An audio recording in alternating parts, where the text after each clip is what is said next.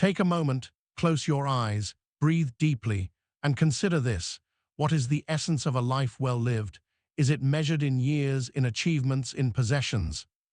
Or is it something more profound, something that resonates within the quiet corners of our hearts, regardless of the ticking clock of time?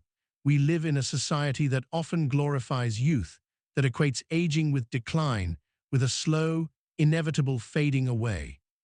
We are bombarded with images of vibrant youth, of boundless energy, while the wisdom and experience of age are often relegated to the sidelines, whispered about in hushed tones, or worse, simply ignored. Have you ever paused to truly consider what it means to grow older, not as a process of diminishment, but as a continuation of life, rich with its own unique tapestry of experiences, challenges, and yes, even triumphs? For many, the thought of aging brings with it a looming question, a shadow that stretches across the landscape of their future, the nursing home. We are told, often with well-meaning intentions, that it is the safe haven, the place of refuge when the steps become unsteady, when the hands tremble, when the familiar tasks of daily life seem to grow mountains in their path. We are promised care, security, a gentle easing into the later years. But have you ever truly listened to the unspoken anxieties, the quiet yearnings that reside beneath the surface of this seemingly simple solution? For many seniors, the prospect of a nursing home is not just about receiving care, it's about a profound shift in their very being. It's about relinquishing control, about trading the familiar comfort of home for the structured routines of an institution. It's about the subtle, and sometimes not so subtle, erosion of independence, the feeling of becoming a passive recipient of care rather than an active participant in one's own life. It's a trade-off, a complex equation where care is weighed against freedom, security against autonomy. Is this truly the only path? Is it the inevitable destination for us all as we journey further along life's winding road? Or are there other vistas to explore, alternative routes to navigate, paths less traveled that offer not just care, but also continued purpose, vibrant engagement, and the unwavering dignity of self-determination? Today, we embark on a journey of discovery. We will listen to the stories of 7 extraordinary individual seniors who, faced with the societal expectations of aging, chose to write their own narratives. They are not superhuman, they are not immune to the challenges of age, but they are resilient, resourceful, and fiercely committed to living life on their own terms. They are ordinary people who have made extraordinary choices.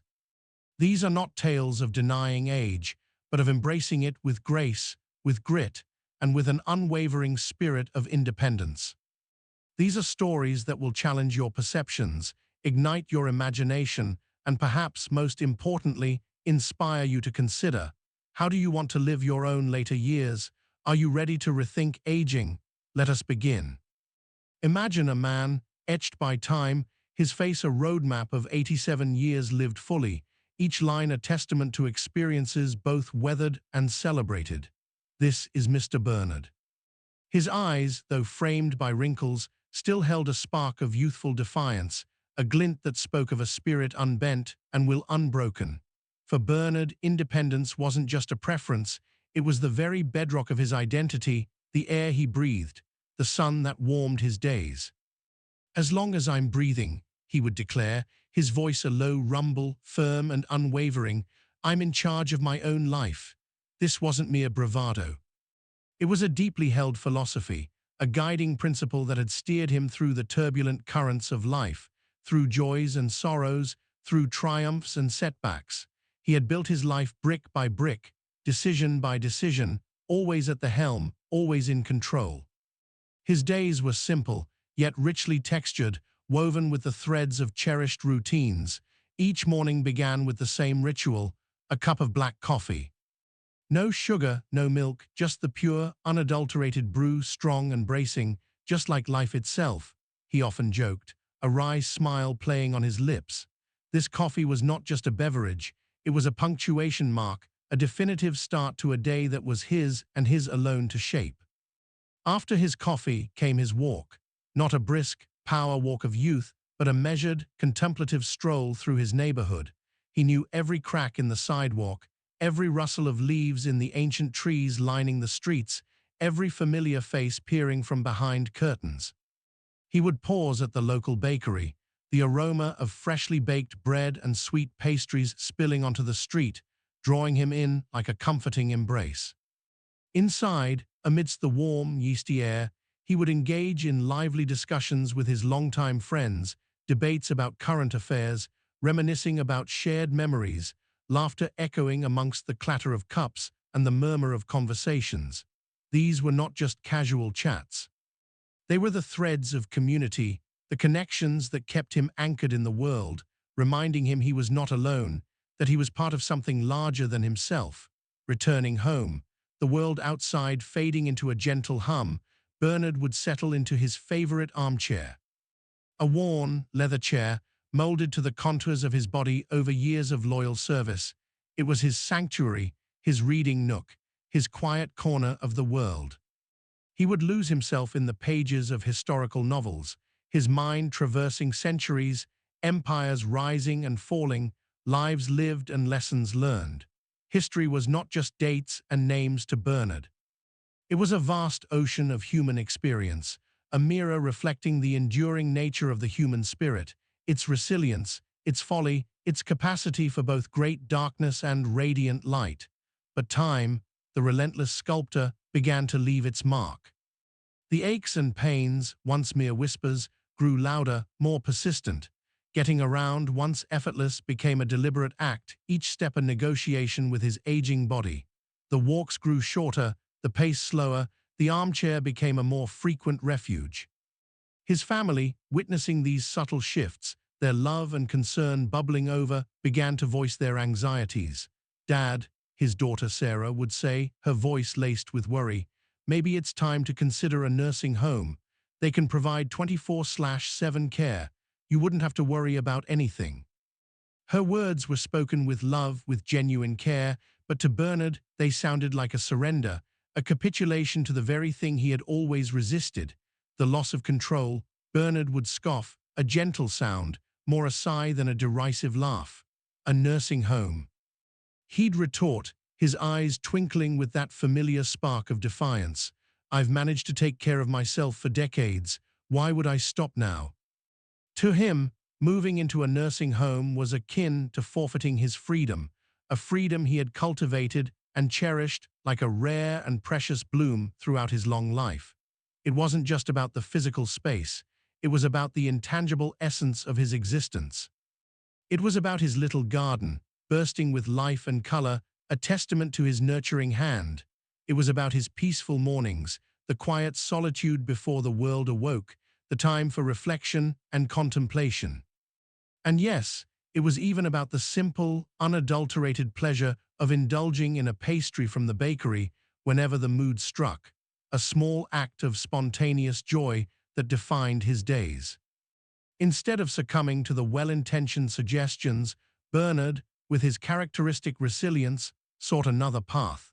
He was not ready to relinquish his independence, but he was also pragmatic enough to acknowledge his changing needs.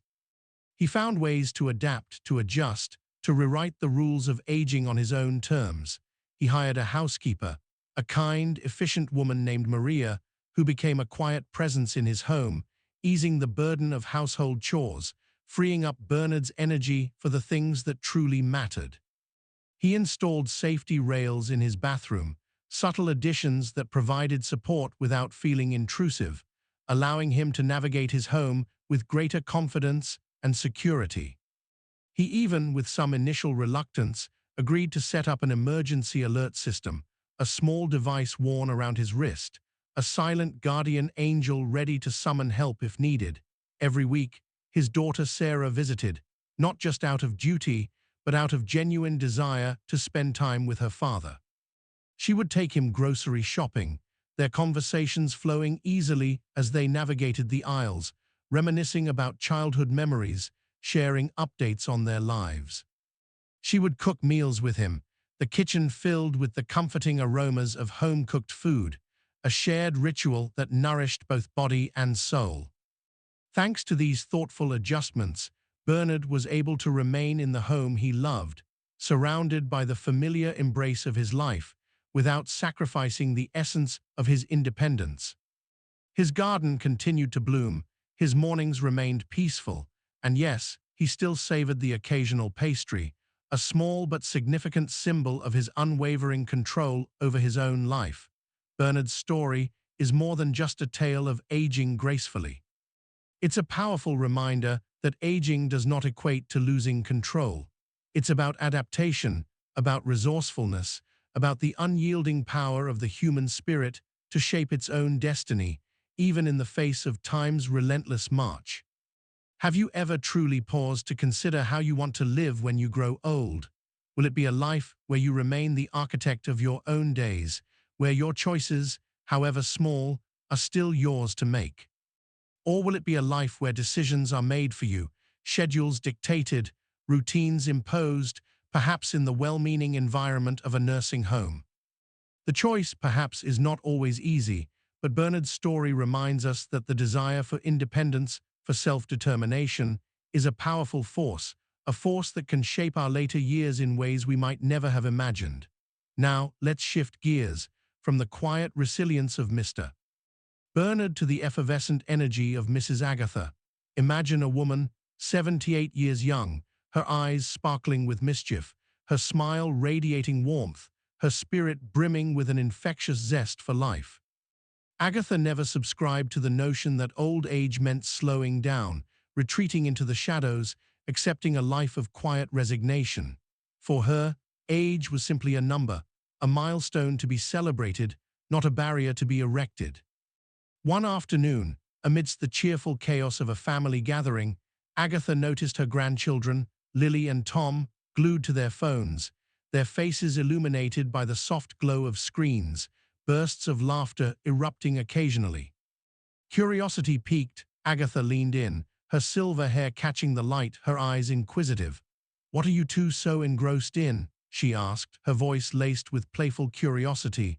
Lily, 18 and effortlessly cool, turned to her grandmother, a grin spreading across her face. "Grandma, this is TikTok," she explained, as if unveiling a grand secret. "People make fun videos, dance, share stories, even go live to chat with others. It's the internet, Grandma, but in short, fun bursts." Agatha raised an eyebrow, intrigued. "Fun bursts, you say?" She repeated, a twinkle in her eye. "So, old folks can join in too?" She wasn't entirely serious, but there was a genuine spark of curiosity beneath her playful tone. Lily chuckled, a sound of affectionate amusement. "Well," she said, pausing for a moment, "no one's stopping you, Grandma. But I've never actually seen anyone like you do it before." And in that casual, almost offhand remark, a challenge was inadvertently laid down, a gauntlet thrown at Agatha's feet. That was all the encouragement Agatha needed. The very idea that something might be considered, not for someone like her, meaning someone of her age, was a spark that ignited her adventurous spirit. The next day, armed with a smartphone and a healthy dose of playful determination, Agatha embarked on her TikTok journey. Her first video was disarmingly simple. Filmed in her sunny kitchen, amidst the comforting clutter of baking utensils and the sweet aroma of vanilla, it showed Agatha gently swaying to a catchy tune while she baked her famous apple pie. No elaborate choreography, no flashy effects, just Agatha in her element, radiating warmth and joy. What happened next surprised everyone, most of all Agatha herself. The video, initially shared with a handful of family members, began to spread, trickling then flowing across the vast digital landscape of TikTok. Strangers from all corners of the world started leaving comments, messages of pure, unadulterated delight. "Grandma, you're adorable. I wish my grandma was this cool. This made my day." The outpouring of positivity was overwhelming, heartwarming, and utterly unexpected. Seeing the sheer joy her simple video had brought to so many, a new thought bloomed in Agatha's mind. "If people enjoy this," she mused to herself, a mischievous grin spreading across her face, "why not do more?" And so she did.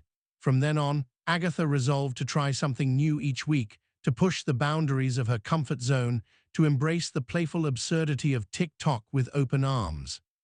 One day, she attempted a ride dance challenge, her movements a charmingly imperfect, yet utterly endearing, interpretation of the youthful trend. Another day, she live-streamed herself making her family's secret soup recipe, sharing cooking tips and heartwarming anecdotes with a growing audience of online admirers. But what Agatha loved most about her TikTok adventure was the opportunity it provided to connect with her family in new and unexpected ways. Her son, David, initially bewildered by his mother's newfound digital passion, became her enthusiastic cameraman, patiently filming her cooking videos, offering technical advice, often met with playful resistance. Her granddaughter Lily, the accidental instigator of it all, joined her in quick Q and A challenges, their intergenerational banter delighting viewers, even old Mr. Henderson, her elderly neighbor, a man known for his quiet reserve and love of gardening, was eventually convinced to co-host a live stream about plant care, his dry wit and Agatha's bubbly enthusiasm creating an unlikely, yet surprisingly popular, pairing. Of course, not everyone in her real-world community understood Agatha's TikTok phenomenon. Some neighbors, set in their ways, shook their heads, offering disapproving glances and muttered comments. "You're old, Agatha," they'd say, their voices laced with a mixture of concern and judgment. "Just relax, stop acting like a teenager." But Agatha, unfazed, simply laughed, a warm, infectious sound that brushed away negativity like sunshine dispelling shadows. "Why not?" she'd reply, her eyes twinkling with undiminished zest. "I've never done this before, it's time to try." And in that simple, yet profound, statement lay the essence of Agatha's ageless spirit. Mrs. Agatha's story is a vibrant reminder that age should never be a limiting factor when it comes to new experiences, new connections, new avenues of joy. It's about breaking free from societal expectations, about refusing to be defined by a number, about embracing the playful, the unexpected, the things that make your heart sing, regardless of what anyone else might think. Have you ever shied away from trying something new, something outside your comfort zone, perhaps telling yourself, "I'm too old for that," or "That's not for someone like me"?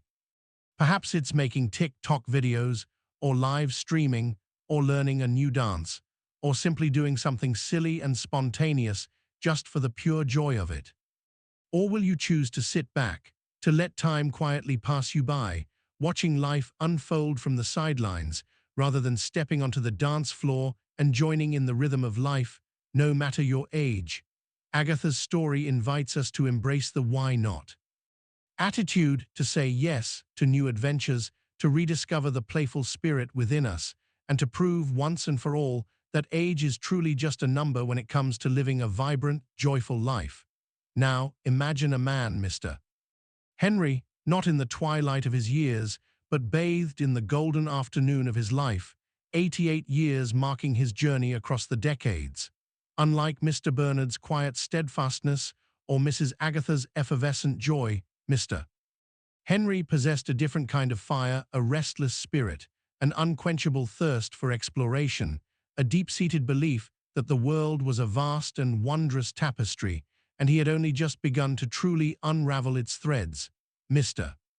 Henry harbored no intention of spending his remaining years confined to the predictable rhythm of a living room armchair, the world outside shrinking to the dimensions of a television screen. He had always been a man of motion, a soul that resonated with the open road, the whispering winds, the ever-changing horizons.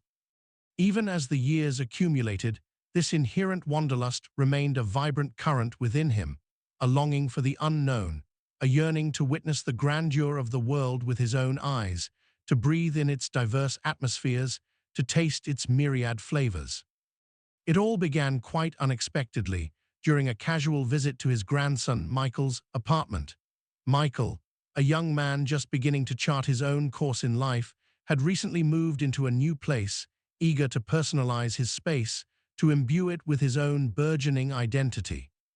Hanging prominently on one wall, A large, vibrant map of the United States commanded attention, a sprawling panorama of states, cities, national parks, and winding highways, a visual symphony of the American landscape.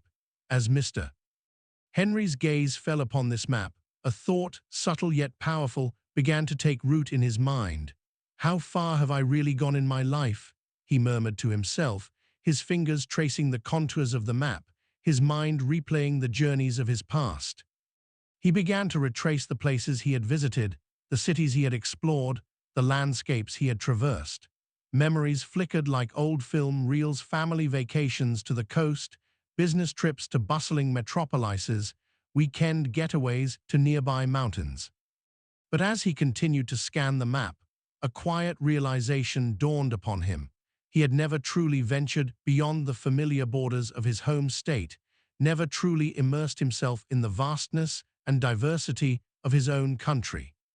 The idea, at first a mere whisper, grew into a resounding call. Why not start now? He shared his nascent idea with his family, a tentative suggestion, spoken almost as a whimsical thought. "I'm thinking of maybe taking a little trip," he began, his voice hesitant, unsure of their reaction. His family, accustomed to his more sedentary routines, initially chuckled, dismissing it as a fleeting fancy, a harmless daydream. No one, not even Mr. Henry himself, truly believed he was serious until they saw him. The next day, Mr. Henry, with a newfound purpose illuminating his eyes, pulled out a worn, leather-bound notebook, its pages filled with the scribbled maps and travel itineraries of adventures past. He sat at his kitchen table, the map of the United States spread before him, and began to plan. Not a leisurely cruise, not a comfortable flight, but a cross-country road trip. In his old pickup truck, his family, witnessing this sudden surge of determined energy, began to understand that this was no mere whim. This was Mr. Henry reclaiming a part of himself, a part that had perhaps been dormant but never extinguished. They voiced their concerns, of course his age, the distance, the potential challenges of solo travel. But beneath their worry, there was also a flicker of admiration, a recognition of the indomitable spirit that still burned brightly within their aging patriarch. Mr. Henry listened patiently to their anxieties, acknowledging their validity, but his resolve remained unshaken. This trip was not about recklessness. It was about reclaiming his agency, about proving to himself, and perhaps to the world, that age was not a barrier to adventure, that the human spirit could remain vibrant and curious, even as the years accumulated. His vehicle of choice was not a sleek, modern RV, but his trusty old pickup truck, a vehicle that had been his steadfast companion for years, weathering countless journeys, hauling lumber, carrying memories. Now it would be transformed into his mobile home, his chariot of adventure. He equipped it with a camper shell, creating a cozy, if somewhat Spartan, living space.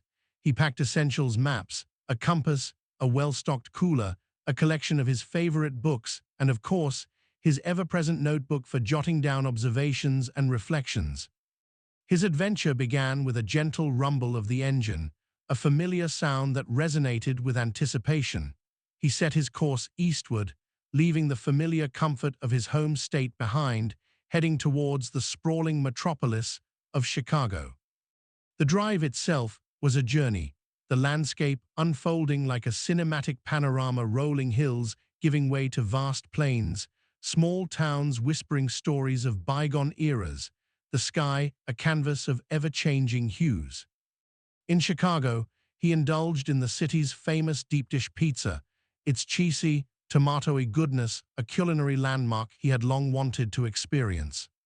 He attended a jazz performance in a dimly lit club, the soulful melodies weaving a tapestry of sound that resonated deep within his soul, transporting him to another time, another place. He walked along the shores of Lake Michigan, the vast expanse of water stretching towards the horizon, mirroring the boundless scope of his journey. He continued southward, drawn by the warmth of Texas, the vastness of its landscape, the legendary spirit of its people. He traded the cityscapes for open roads, the urban hum for the quiet symphony of nature. In Texas, a moment of unexpected adventure unfolded.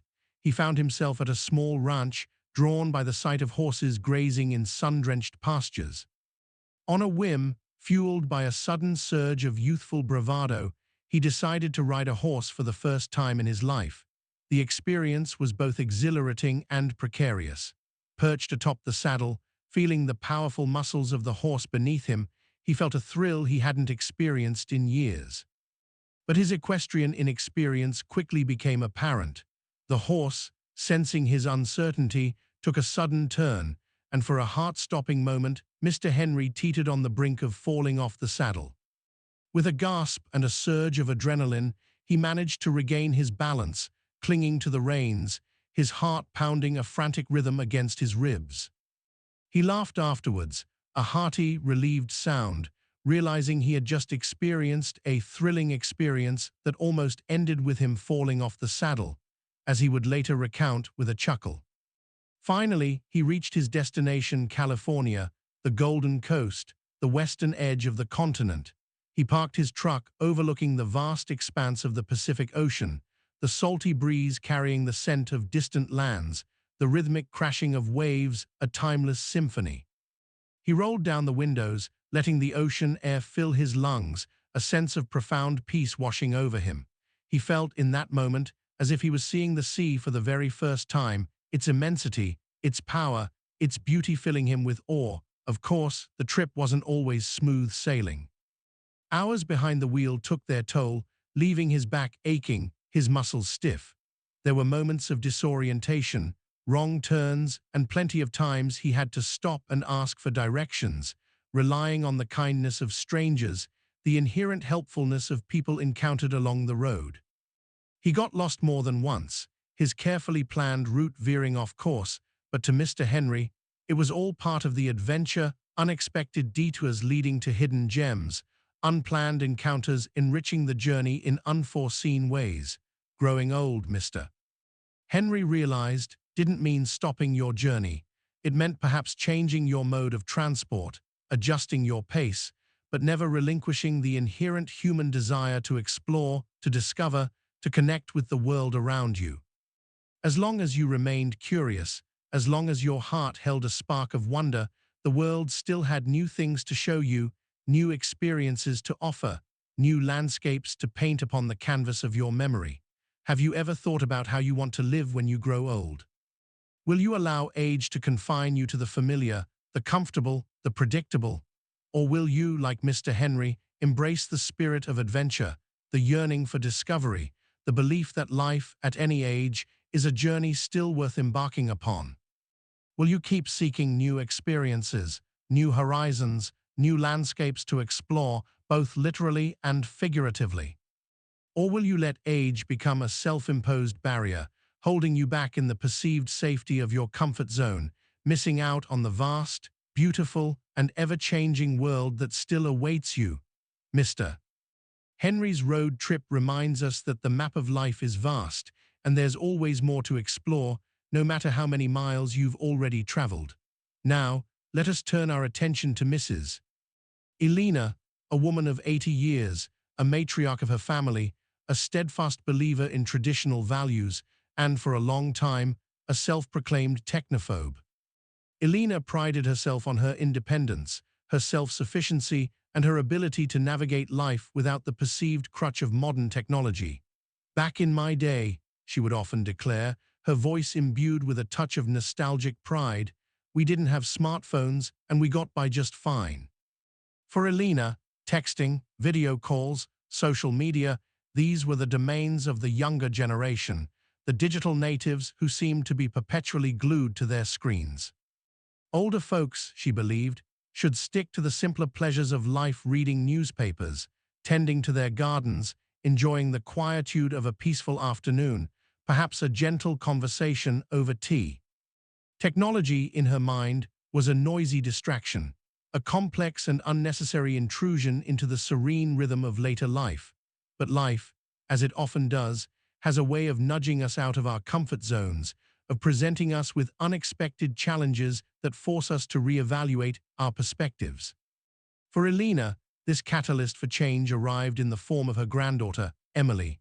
Emily, vibrant and ambitious, had recently accepted a job opportunity in another city, a significant move that promised exciting career prospects but also meant physical distance from her beloved grandmother. Elena and Emily shared a special bond, a deep connection forged through years of shared stories, laughter, and quiet companionship. They used to chat over tea every day, their conversations meandering through the tapestry of daily life, sharing joys, worries, and the simple observations that made up the fabric of their relationship. Now, with Emily miles away, their daily tea-time chats were reduced to infrequent, hurried phone calls, snippets of conversations squeezed into busy schedules. "Grandma," Emily suggested one evening during a particularly brief phone call, her voice tinged with a hint of longing. "Why don't you learn how to video call? That way we can actually see each other when we talk. It'll be almost like we're still having tea together." At first, Elena's reaction was immediate and instinctively negative. She shook her head, a gesture of ingrained resistance. "Video call?" she exclaimed, her voice laced with apprehension. "Oh, I don't know how to use those things, Emily. What if I press the wrong button? What if I mess something up?"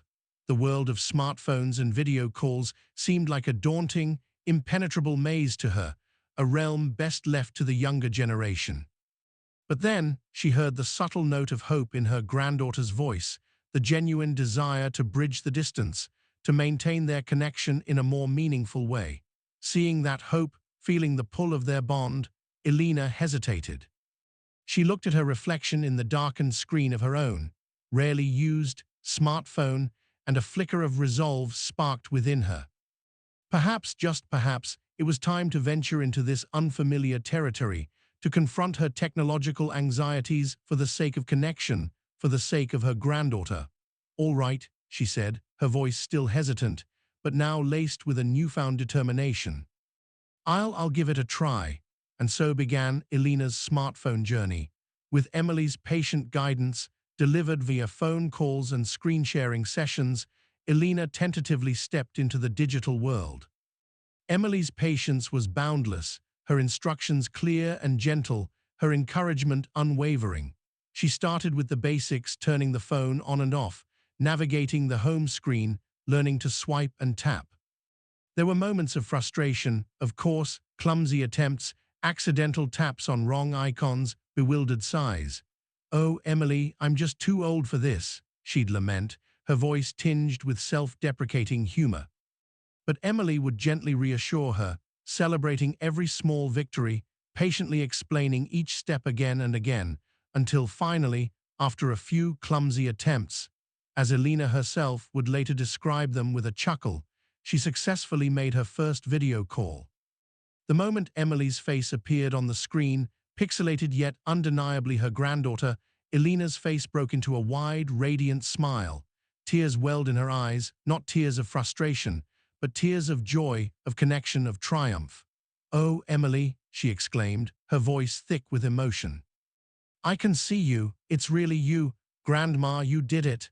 Emily cheered from the screen, her own face beaming with pride. "I told you you could." In that moment, something shifted within Elena. The fear, the apprehension, the self-doubt, they began to melt away, replaced by a sense of accomplishment, a newfound confidence, and a burgeoning curiosity. "Now I finally understand why you kids are always glued to your phones," she laughed, a light, joyful sound. "It's like magic." From that day forward, Elena was no longer afraid of technology. The smartphone, once a symbol of digital alienation, became her gateway to connection, to learning, to a wider world. She learned how to text her relatives, sending and receiving messages filled with emojis and exclamation points, embracing the playful informality of digital communication. She discovered the vast trove of recipes online, experimenting with new dishes, sharing photos of her culinary creations with her family. She even saved a few light exercise tutorials designed for seniors, incorporating gentle movements into her daily routine, feeling a renewed sense of vitality. Elena didn't become a tech expert, mastering every intricate feature of her smartphone, but she learned enough, just enough to stay connected with her loved ones, to access information, to engage with the world in new and meaningful ways. Of course, there were still moments of digital mishaps, accidentally pressing the wrong button, sending blank messages, or unintentionally initiating a video call at the most unexpected moments. Once, famously, during her afternoon nap, much to the amusement of her startled son. But each time she would laugh, a self-aware, forgiving laugh, and say, "Well, I may be old, but I'm still learning. You all need to be patient with me." And her family, witnessing her transformation, her willingness to embrace the unfamiliar, responded with nothing but admiration and love. Mrs. Elena's story is a heartwarming reminder that technology is not a barrier, particularly for seniors. It can be a bridge, a gateway to new connections, new experiences, new avenues of engagement with the world. It's about overcoming self-imposed limitations, about challenging the notion that age is an impediment to learning and adaptation, about embracing the tools that can enrich our lives at any stage. Now, let us step into the serene world of Mr. Lewis, a man of 79 years, a soul deeply rooted in the earth, a gardener in the truest sense of the word. For Lewis, life and gardening were inextricably intertwined, a symbiotic relationship where nurturing the earth mirrored nurturing the soul, where the cycles of nature reflected the rhythms of his own life. He understood a profound truth, learned through years of tending to both plants and his own inner landscape. There are things you can lose and regain: possessions, opportunities, even health sometimes. But passion is not one of them. Once it's truly ignited, it burns with an enduring flame. And for Mr. Lewis, that enduring passion was his beloved garden. For years, his mornings began with the same ritual, a quiet communion with nature. A hot cup of coffee, steaming gently in his calloused hands, and then a slow, deliberate step out into his garden. The garden was not just a patch of land. It was an extension of himself, a living tapestry woven with flowers blooming in vibrant hues, leaves stretching towards the sunlight in silent gratitude, the earth breathing a fragrant sigh of life. There was no rush, no hurried movements in Lewis's garden. Every plant, every petal, every rustling leaf carried a memory, a silent witness to the years he had spent nurturing them, patiently coaxing life from the soil, watching seasons come and go, each cycle leaving its indelible mark on both the garden and his soul.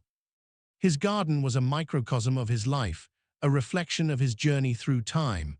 There were roses, fragrant and proud, planted in memory of his late wife, each bloom a whisper of her enduring presence. There were sturdy oak trees, their roots running deep, symbols of strength and resilience, planted to mark the birth of his children. There were delicate wildflowers, scattered with joyful abandon, reminders of life's unexpected beauty, its spontaneous bursts of color and fragrance. But time, the ever-present sculptor, worked its subtle changes not just on his plants, but also on Mr. Lewis himself. The years, while kind in spirit, began to impose their physical limitations. His back, once strong and unyielding, now ached with every bend, every stoop, every prolonged movement. His knees, once fluid and flexible, now creaked with a soft, almost mournful crack whenever he walked, a gentle betrayal of old age, a reminder of the body's inevitable decline.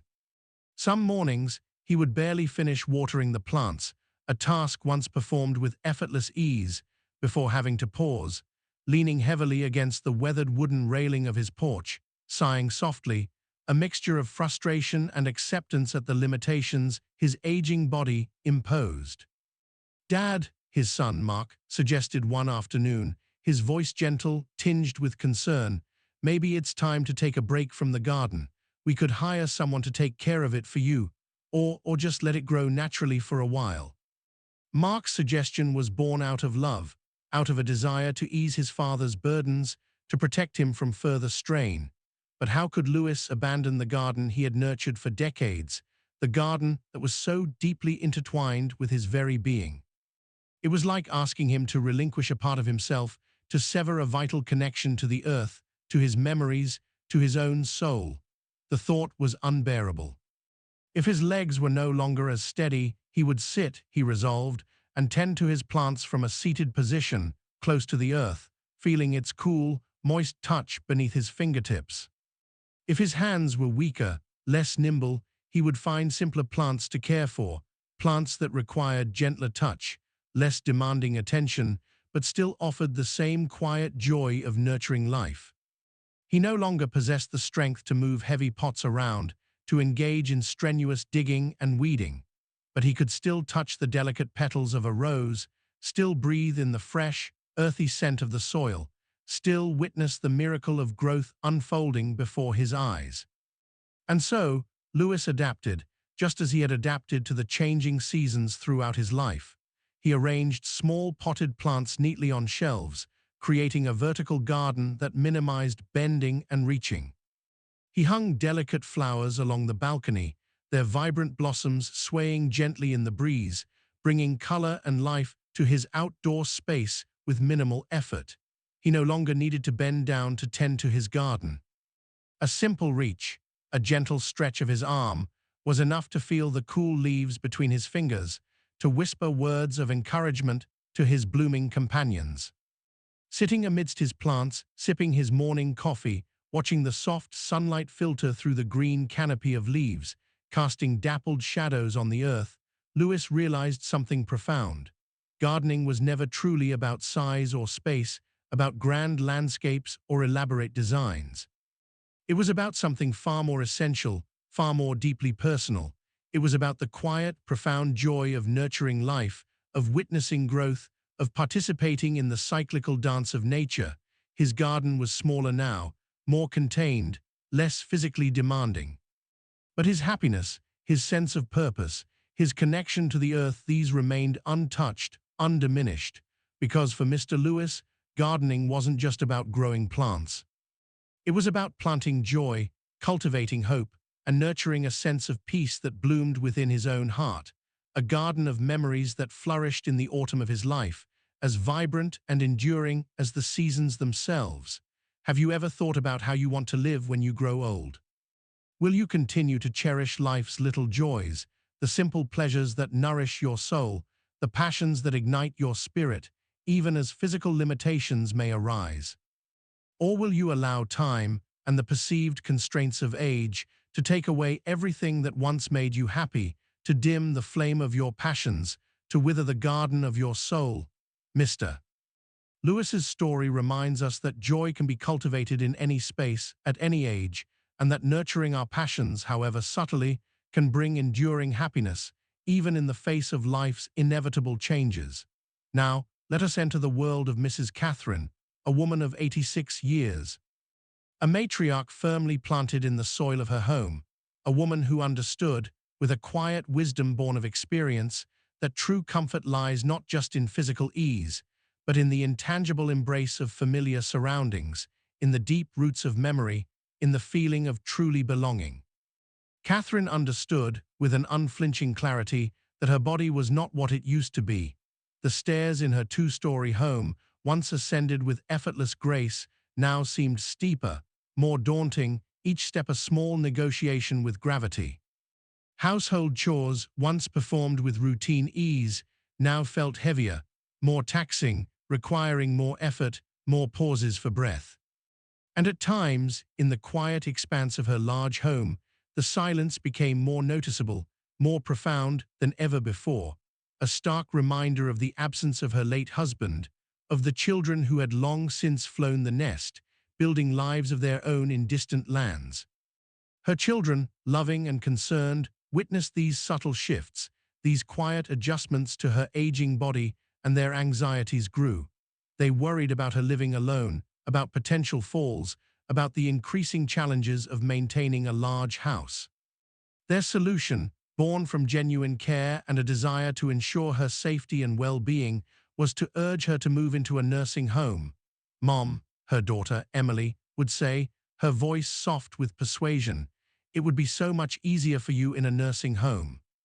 You'll have friends your own age, round-the-clock nurses to take care of everything, and nothing to worry about anymore." Her son, David, would echo these sentiments, emphasizing the practical benefits, the reduced responsibilities, the perceived peace of mind. But Catherine, listening patiently to their well-intentioned arguments, simply smiled, a gentle, knowing smile that spoke volumes. "Thank you, darlings," she'd say, her voice calm and unwavering. "I know you mean well. But I don't want a place where my schedule is decided for me, where someone tells me when to eat, when to sleep, when to socialize. I want to be somewhere that still feels like home." To Catherine, this house was not just walls and a roof, bricks and mortar. It was a living, breathing entity, imbued with the echoes of a lifetime of memories. It was within these walls that she and her late husband, John, had painted the living room together, their laughter echoing through the sunlit space, their shared dreams taking shape with each brushstroke. It was in these hallways that her children once ran, their small feet pattering across the wooden floors, their youthful energy filling every corner of the house with joyful chaos. It was here, in this very place, that she had spent decades building a life, brick by brick, memory by memory, a life filled with warmth, love, and the quiet rhythm of domesticity. How could she leave all of that behind? How could she abandon the very essence of her being, the tangible manifestation of her life's journey, just because she was growing older, just because societal expectations suggested a different path? The thought was deeply unsettling, a wrenching at the roots of her soul. Of course, Catherine was not naive. She knew that living alone at her age presented challenges, that maintaining a large house required effort, that moments of loneliness were inevitable.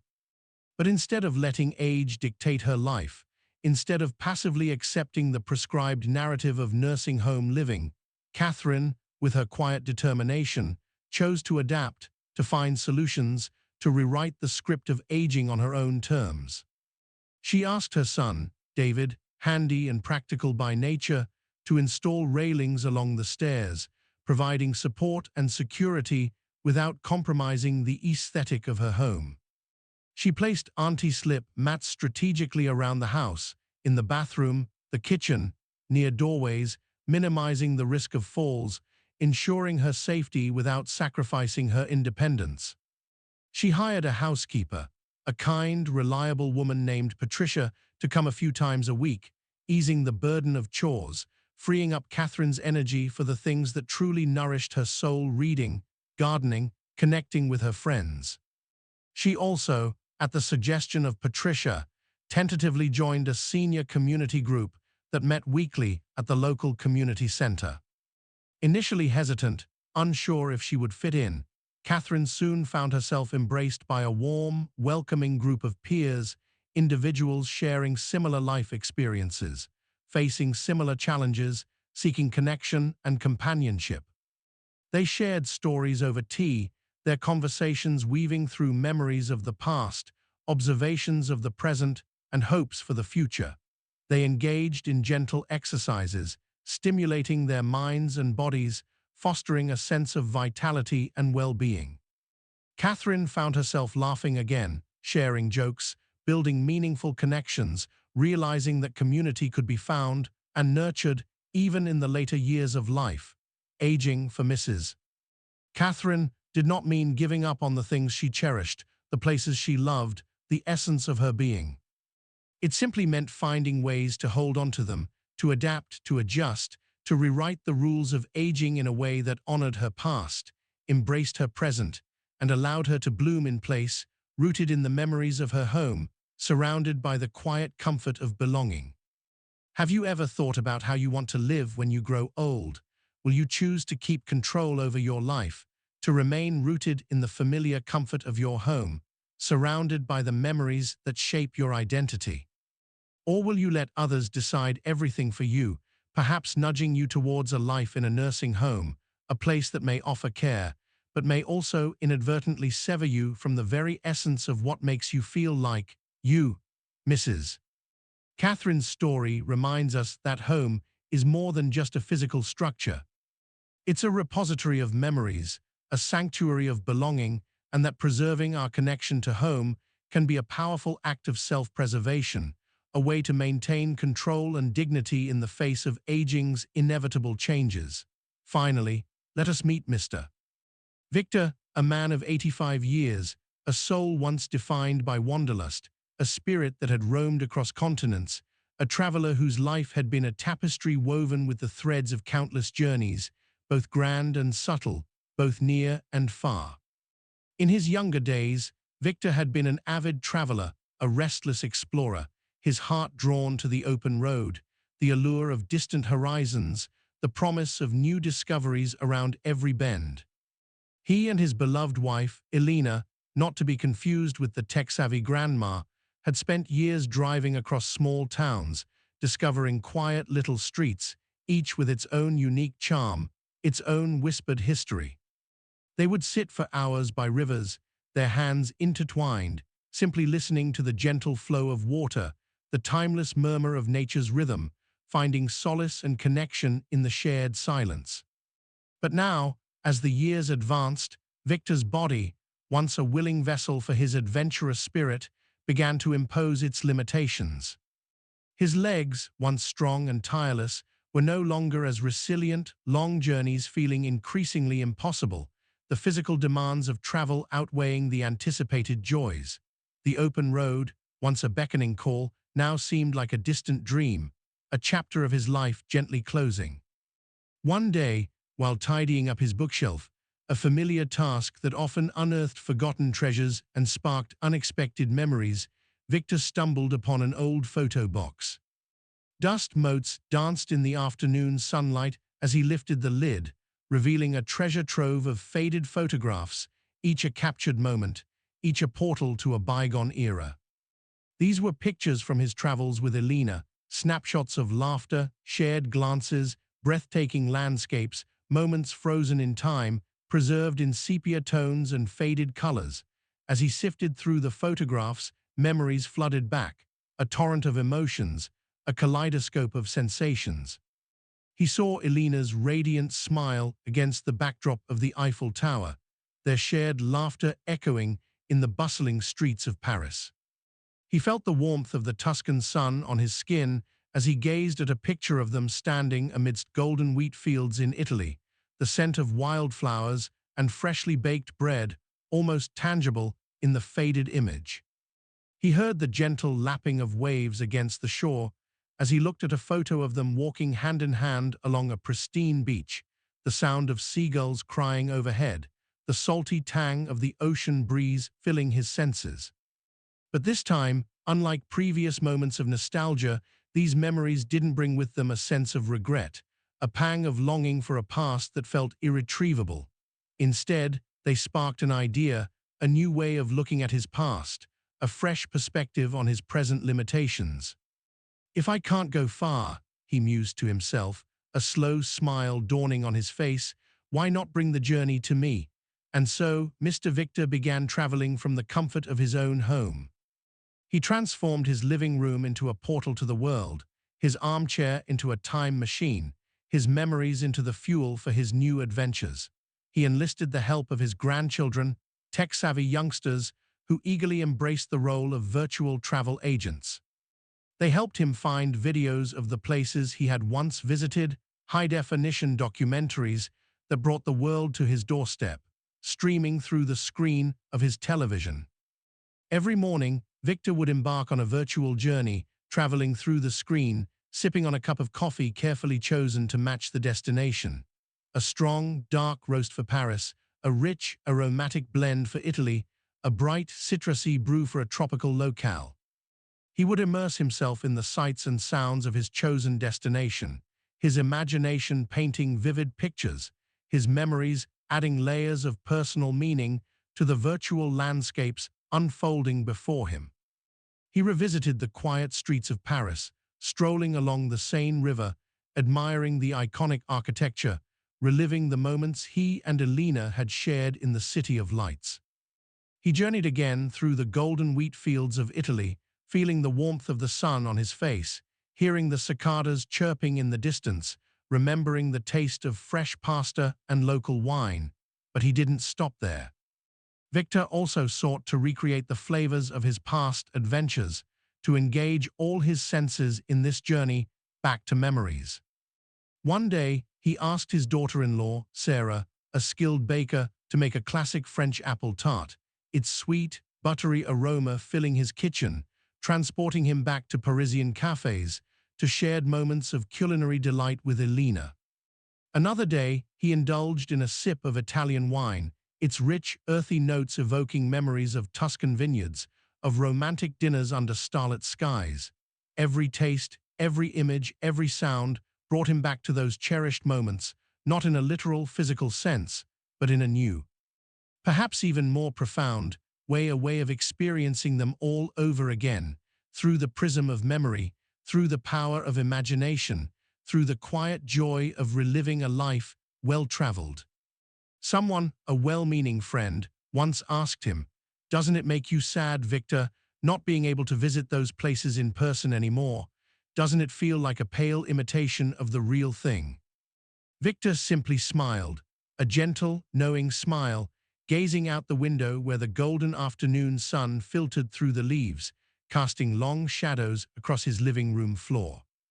"The best part of a journey," he replied softly, his voice imbued with a quiet wisdom, "isn't always the distance traveled, the miles covered, the destinations reached. It's the memories we carry within us, the moments that become etched in our hearts, the experiences that shape who we are.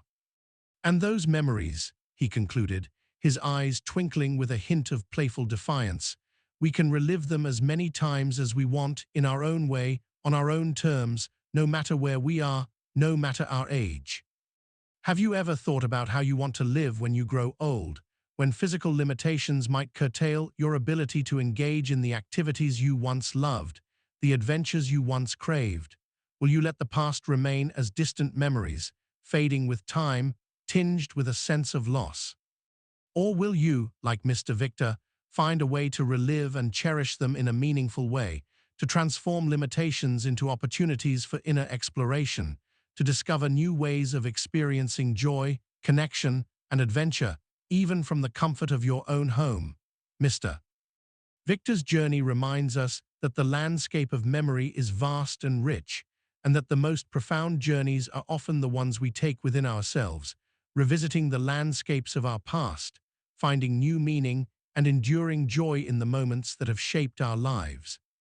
Growing old does not mean accepting a confined life, following fixed schedules, living within the four walls of a nursing home as the only viable option.